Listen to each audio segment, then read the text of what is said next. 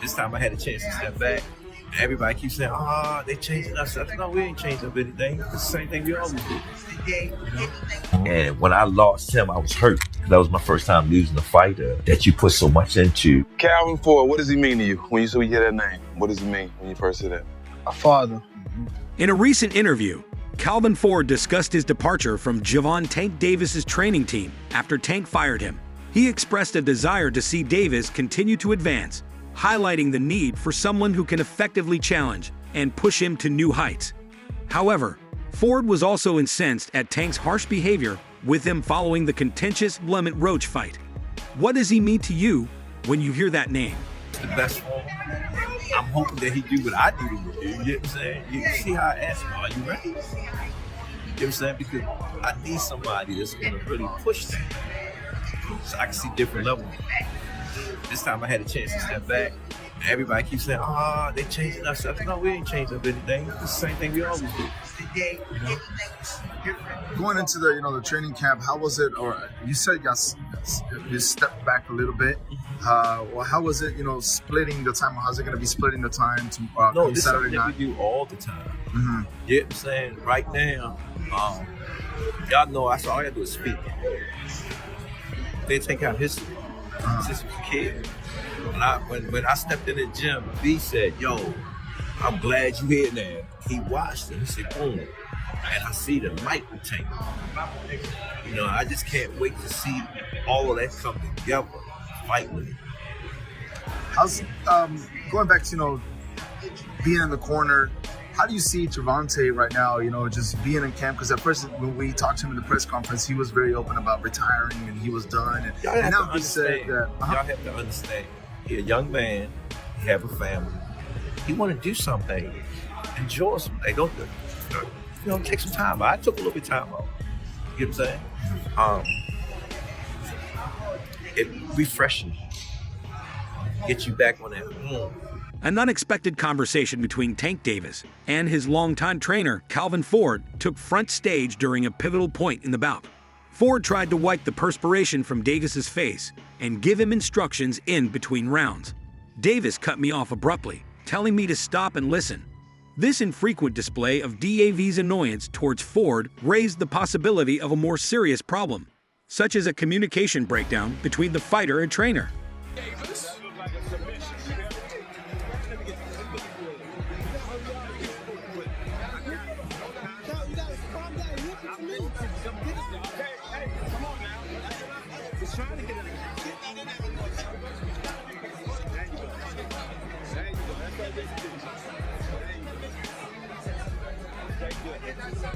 That was a good round. You got me? Turn up now. I want all three of these. And let's take a look at what we thought was taking a knee. And I thought it was blinding jab. Blinding jab. Yeah, what's wrong? Grab something strong into the knee. That's a knockdown. You cannot take it. Yeah. What? The relationship between Davis and Ford was intensely personal in addition to being professional. For years, their relationship was based on mutual trust, experience, and an unspoken understanding of one another. Davis had once claimed that Ford knew exactly when he was going to stop an opponent. This partnership was crucial to Davis's ascent to fame, and Ford helped to mold him into one of boxing's most dangerous fighters. However, as the recent tension demonstrated, things had changed. Man, before they stopped it, I said every time I stop somebody, I call it out. Every time he come in the corner and talk to you, I said, "Yo, what you doing?" He'll look this way, he'll look this way. Tell him to stop. And I start touching them more and more. When they gonna give him the credit for one of the smartest boxers. that was a beautiful boxing display. You know what I mean? Yeah, smart. That's what I call it. He wasn't looking for the knockout, but you was placing this shit. He already seen it. He said, I can't That's get the hit. difference. And Tank was holding the conversation. Tank said, "Yo, come on." Tank can't. Every fight, Tank come and tell me, "I'm gonna knock him out." Yeah, he'll tell me, "I'm gonna knock him out."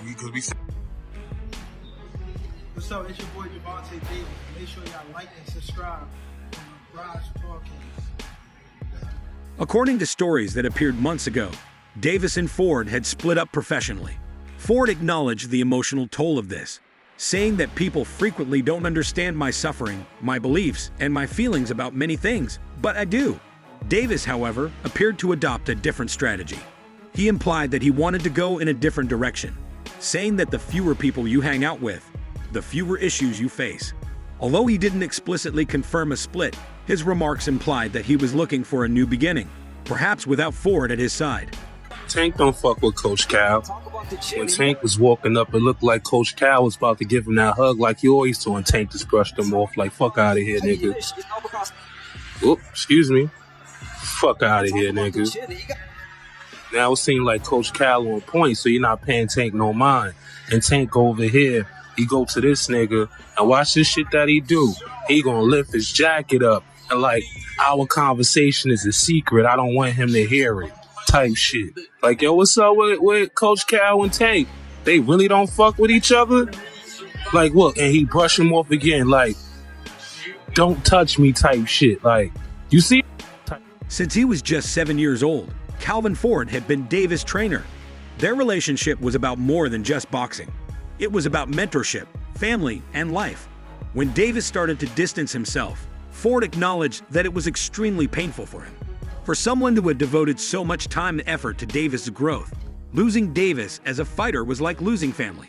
Watching him move on was definitely painful. Tank was the first one in the gym, the last one out the gym. Tank used to sit on the ring like this and watch me training. How old is he at this point? He was like 7, 8. Okay. A lot of stuff that I was giving my son was giving it to Tank. So it was a perfect fit. Tank was like the family, you know what I'm saying? And he used to sit at the table because I had another kid named Ramon Manning. He liked to play with them guns, you know what I'm saying? And when I lost him, I was hurt because that was my first time losing a fighter that you put so much into. Remember, I said, Tank, my money running out. And he just looked at me and said, believe in me, coach. Believe. That's what did it. When he said that, that's... It's still... Damn. I don't hear Tank as the day. I hear Tank as that little boy. Believe in me, coach. And he came in the gym one day and he said, Coach, I sing. I said, what you sing? I had all the belts on me. He said, I'm gonna be that dude. The rest is history. Damn. I got goosebumps, low-key. That's kind of crazy. Ford did not oversee Davis's preparation for his fight against Lamont Roach Jr. This absence immediately led to speculation about a rift between them. Ford later clarified that he had been focusing on training amateur boxers, a passion of his. Something is definitely going on between Calvin Ford and Gervonta Davis. Now, we all seen that knockdown in the 9th round, but what you probably didn't see is what happened after that in between rounds. Check this out. You gotta calm down. Listen to me. Come on now. Coach Barry Hunter trained Tank for this fight with Lamont Roach, not Calvin Ford. A lot of people were saying that this performance has something to do with that. So, is something really going on between Calvin Ford and Tank Davis? Check out what Tank had to say. No, I wasn't really paying attention to the crowd. You know what I mean? I was more so...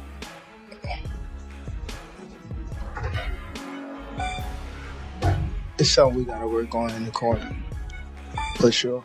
When Ford failed to supervise Davis's training for his battle with Lamont Roach Jr., rumors of a falling out between them quickly surfaced. Later, Ford explained that he had been concentrating on his passion, which is training amateur boxers. That little break in between you guys not being, was there like kind of like a family fondness where No, he came to see me. Dad, slow down and worry about you because, boom, he knows that I spend time with my amateurs. You know me. Both of y'all know me very well. Yeah. No, I spend time with my amateurs Yeah. all the time. That's my peace. And he know when I go spend time with my peace, I'm going through things. You know what I'm saying? When he was there, at least I know where he was at. Because it was something that we didn't want to do. It's something that we normally do. Y'all with me? And it was good for us to tell you the truth. Because when I step back in the head biggest game and I haven't been there, it brought back so much memory. When we first started off, and him seeing all us working together, he was happy. And at the end of the day, it's about the fight. Fans continued to wonder if this was the start of the end for their collaboration, despite the answer. Interview. Ford's biggest asset as a trainer was his profound comprehension of Davis's thinking. He knew how to stimulate him when things got tough and how to push the proper buttons to get Davis in the correct frame of mind. One of the factors contributing to their numerous achievements was Ford's capacity to psychologically connect with Davis. Without his influence, several questioned whether Davis would lose the mental edge that had allowed him to dominate the... Just did. We got off the canvas once. It ain't about the dub with me. It's about that you got that will against will.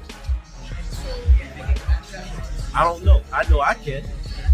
I ain't pushed no buttons in this tank yet. I came from a different beast. I understand what we got to go against every time we get in there. That square box of lunch is serious. So when I talk to him, he know what I'm talking about. Let's see. 8 to 20 seconds. Run. For Davis, the gym become a second home, where he found the type of support and affection he hadn't always experienced elsewhere. For Davis, Ford wasn't just a coach. He was a father figure. You know, Calvin, he been with me since I was 7. I used to sleep in Coach Calvin's house. I used to sleep at his job. I was working at a seafood restaurant in Baltimore. When I had to train Tank, when I didn't want to get in trouble and I wanted to make sure we was together, I used to take him to work with me. He'd chill. Everybody know him. Everybody know him at work.